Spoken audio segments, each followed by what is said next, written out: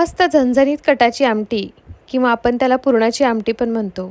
सोबत पुरणपोळी आणि मस्त गरम गरम भात. हा बेत कोणाला आवडत नाही, परंतु बऱ्याच जणांना अशी तर्रीदार झणझणीत कटाची आमटी करायला जमत नाही. तर आजची रेसिपी खास तुमच्यासाठी. तर एका जाडबुडाच्या कढईमध्ये फक्त अर्धा चमचा तेल ॲड करायचं. त्यामध्ये एक मीडियम साईज कांदा रफली कट करून ॲड करायचा. मोठा मोठा कट केला तरीही चालतो. त्यामध्येच अर्धा वाटी सुकं खोबरं थोडंसं बारीक बारीक कट करून ॲड करायचं आणि हे दोन्ही पण चांगलं रंग बदलेपर्यंत परतून घ्यायचं.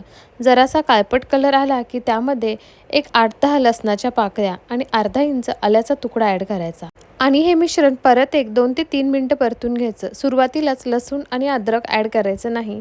चांगलं कांदा आणि खोबरं भाजल्यानंतरच आपण ॲड करायचं.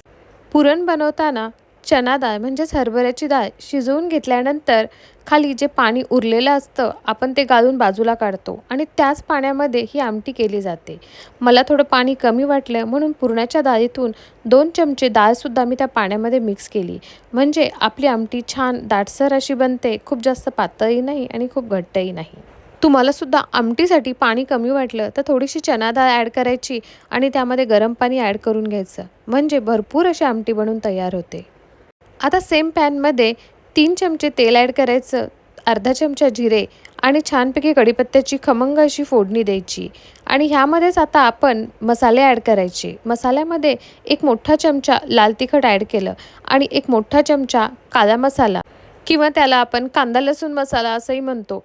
आमटीसाठी हा मसाला खास करून वापरला पाहिजे आणि सर्वात महत्त्वाचं हे मसाले आपण तेलातच ॲड करायचे, कारण तेलात ॲड केल्यामुळेच आमटीला खूप छान अशी तर्री येते. कमी तेलामध्ये सुद्धा आपली आमटी तर्रीदार मस्त झणझणीत बनते. आता तेलामध्ये फक्त एक 2 मिनटं मसाले चांगले परतून घेतले की त्यामध्ये आपण जे कांदा खोबऱ्याचं वाटण बनवलं होतं ते ॲड करायचं. बरेच जण ह्या वाटणामध्ये टोमॅटो पण ॲड करतात, परंतु त्याची बिलकुलही गरज नाही ॲड केला तरीही चालतो. आणि आता हे सर्व मिश्रण व्यवस्थित मिक्स करून घ्यायचं आणि त्याला परत एक 5 मिनटासाठी चांगली वाफ करून काढायची.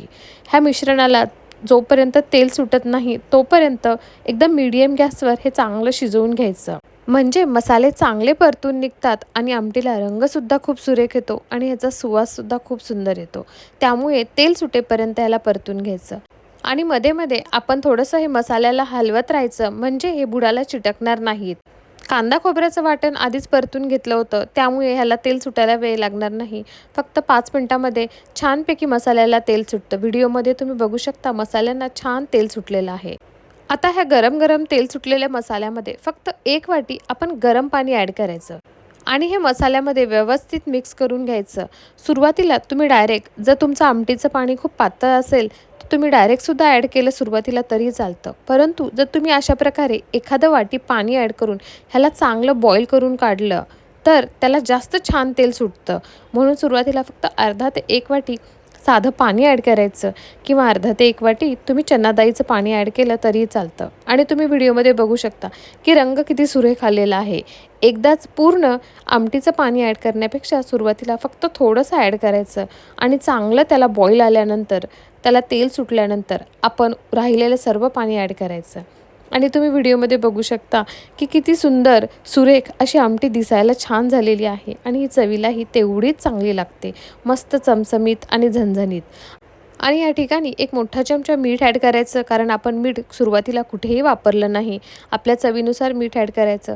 चांगली फ्रेश कोथिंबीर ॲड करायची आणि आपली झणझणीत कटाची आमटी किंवा ह्याला पुरणाची आमटी असं म्हणतो बनून तयार आहे. छानपैकी 5 मिनटं फक्त ह्याला उकळी काढायची. सर्व मसाले शिजलेले आहेत, डाळही शिजलेली आहे. आता आमटी बनायला मात्र वेळ लागत नाही.